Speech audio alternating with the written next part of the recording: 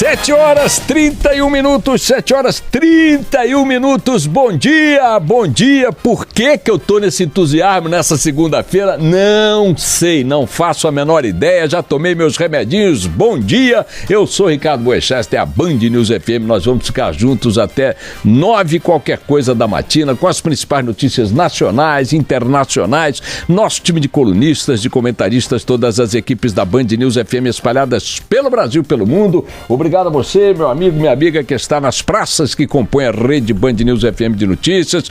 Obrigado também à companhia que você nos faz através do Band News TV com o nosso Rafael Colombo. Bom dia, Rafael Colombo. Bom dia também para o Café com o Jornal. Hoje estamos livres do Luiz Megali. Que maravilha. Hein? É mole ou que é mais? Hein? Que segunda-feira promissora. A Júlia Duailib está aí. A nossa Júlia Duailib, a Laura Ferreira, a Kalinka Schutel e o nosso gravatinha Mauro Soares, todo mundo de prontidão no Café com o Jornal. Bom dia a todos. O Megali tá dodói, volta a qualquer momento. Melhoras pro Megali.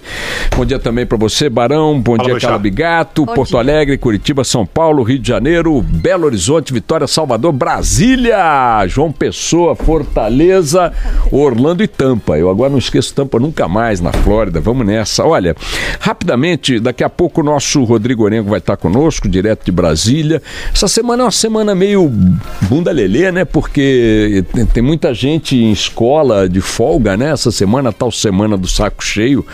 Todo mundo, muitas escolas, eu não sei se a rede pública também, mas muitas escolas pelo Brasil não tem aulas esta semana, então trânsito mais tranquilo e tal, uma semana meio barro, meio tijolo, mas não em Brasília. Em Brasília, o Supremo Tribunal Federal tem uma pauta importante, várias pautas importantes esta semana. Daqui a pouco o nosso Rodrigo Orengo vai detalhar a respeito, falando direto da capital federal, mas já antecipo para vocês, o Supremo vai decidir se pode ou não pode afastar políticos do exercício do mandato, analisando especificamente o caso Aécio Neves, naquilo que ficou chamado como crise institucional, ficou a semana passada e retrasada batendo bumbo em cima dessa chatice, né?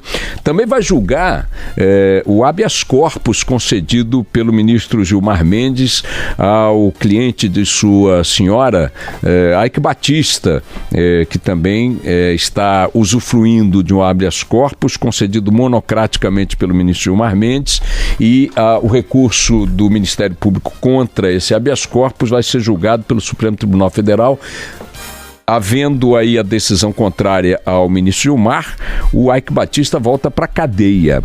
Também pode ir para a cadeia Paulo Maluf.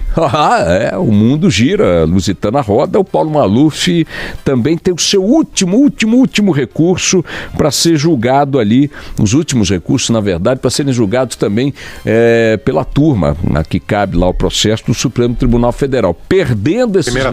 Primeira turma. Perdendo esses recursos, também Paulo Maluf pode ir para o Chilindró.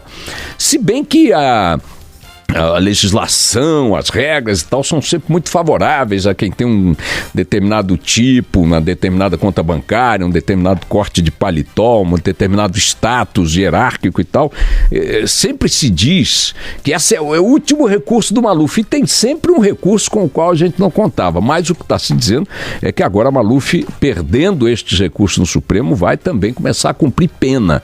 E finalmente, outra figura desse mesmo elenco de horrores, o senhor Renan Calheiros, pode se transformar, pode ser tornado réu também em decisão que o Supremo vai tomar esta semana. Então nós temos Aécio, Eike, Maluf e Renan Calheiros, todos com decisões muito importantes aí no Supremo Tribunal ao longo dessa semana. Vamos ver se o Supremo decide na direção que as expectativas de muita gente apontam. Ou seja, não é possível que Aécio, Eike, Maluf e Calheiros, com o acervo que tem nas costas, continuem circulando por aí com a mesma desenvoltura de sempre. De qualquer maneira, a palavra final será do Supremo.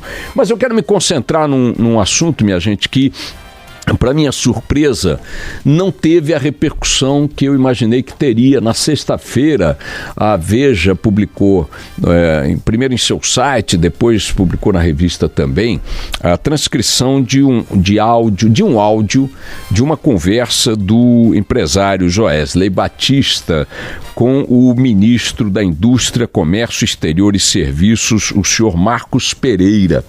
Esse áudio, minha gente, é escandaloso. Eles ficam negociando pagamentos de cotas que estariam a vencer ou já vencidas, que o empresário daria para o ministro. Segundo a Procuradoria, o Ministério Público, este dinheiro pagaria, seria a propina pela liberação de 2 bilhões e 700 milhões de reais da Caixa Econômica Federal em benefício do grupo empresarial do Joesley, o JBS. Por que o ministro da Indústria e do Comércio, Marcos Pereira, que é presidente nacional de um partido, o PRB, estaria na ponta dessa negociação? Porque o cargo de vice-presidente da Caixa Econômica Federal, vice-presidência esta que era determinante para a liberação desses 2 bilhões e 700, era um cargo de indicação, do PRB. Abre um parênteses para dizer, olha a nojeira que é a interferência das quadrilhas políticas na montagem do aparato público. Até diretor de escola no Brasil é nomeado por político. Fiscal é nomeado por político. Fiscal que vai ver se a padaria está limpando ou não está limpando a cozinha, se o açougue tal não está conservando a carne na temperatura correta. Esse fiscal, esse chefe da fiscalização é nomeado por um político. Diretor financeiro de um fundo de pensão de estatal é nomeado por político. Aí eu pergunto, para que político tem que nomear o vice-presidente da Caixa, a diretora da escola pública, o chefe da fiscalização, ou qualquer outro cargo na administração pública? É para isso, é só para isso. Não tem nenhuma outra. Toda vez que você vira um político nomeando alguém para a máquina pública, saiba que esse político quer auferir ganhos dessa nomeação. Esta nomeação não cumprirá uma tarefa pública prioritariamente, cumprirá a agenda do partido, da quadrilha, do político que patrocinou a nomeação, ok? Fecha parênteses, ok. Estava lá então como padrinho, presidente do PRB e padrinho do indicado para a vice-presidência da Caixa, o ministro Marcos Pereira, que aliás é pastor também, negociando com Joesley Batista o pagamento das propinas. Isso foi divulgado na sexta-feira. Eu vou botar para vocês ouvirem o áudio aí, ele está um pouco confuso, a gente editou, atenção, esse áudio está editado por nós, para poder dar um pouco de lógica na conversa. A sequência é essa, não tem adulteração na essência da coisa, e nós demos ganhos de som em alguns períodos que estavam ruins na fita original. Vamos lá, solta aí. Lembra? Eu não lembro mais. Esse é o Joesley. 650. 650, diz o ministro. Eu não lembro mais. Qual é o saldo? Não lembro mal. 5 de 500, 5 de 500 dá 2.500. Tá. Uma reunião. Mais uma, dá mais 500. E essa aqui é a última reunião. Então 3.650. Então, isso aí. Então anota aí, mais 620. Ok. Quanto dá? 4.270 menos 6, dá quanto? Então o saldo. 730, divide por 3 aí. Divide por 3 aí, o saldo 730, 1.700, não sei mais o que, não lembro bem quanto é que te devo, e eles chamam de reunião. Chamam de reunião. Quanto é que tá faltando uma reunião? Uma reunião é 500 mil, tem lá um valor qualquer e tal. Aí o Joesley, depois de ouvir esses valores, essas cobranças e tal, tentar dividir por 3, não sei mais o que, babá, fala para o ministro da Indústria e do Comércio, Marcos Pereira, que a situação da empresa não estava muito boa e tenta barganhar um pouquinho. Ouçam como é que ele faz isso. O fluxo caiu, as lojinhas estão vendendo menos e eu agora só estou pegando as lojinhas nossas. O fluxo caiu. A lojinha está vendendo menos, estou com dificuldade de caixa. Essa é a conversa de um empresário, já àquela altura investigado em vários processos da Polícia Federal, com um ministro de Estado. Segundo a delação feita, O pagamento de uma cota de R$700 mil ocorreu no dia 24 de março deste ano, com a Lava Jato já comendo há 3 anos. E aí o ministro dá uma nota ontem, ou anteontem, ou sei lá quando, dizendo o seguinte, que não vai comentar nenhum informe advindo de colaboração processual, nem muito menos fará comentários sobre pretensas gravações ilícitas. Os fatos que envolvem sua relação com Joesley Batista, dizem o advogado do ministro ou o ministério, serão devidamente esclarecidos quando lhe for dada a oportunidade de falar perante a autoridade interessada na verdade, de maneira imparcial. Seus advogados já manifestaram ao Supremo a intenção de aclarar os fatos e, portanto, aguardam um momento formal de se defender. Ô, ministro, desculpe, o senhor é um pastor. Seu partido tem forte vínculo com uma organização religiosa. Toda vez que a gente mexe aqui com religião, toda vez que a gente discute aqui a necessidade de não transformar o Estado num braço da atividade religiosa, de manter a laicidade do Estado, então muita gente se chateia dizendo que a religião não faz mal. Faz mal quando ela é usada para projetos de poder. Misturar religião com Estado é um problema. Agora, tem uma vantagem, pelo menos em tese, é que se você tem alguém ligado a uma religião dentro da máquina do poder, você pode imaginar que esse alguém se guia pelos valores éticos do livro de princípios, de valores, né, da sua religião.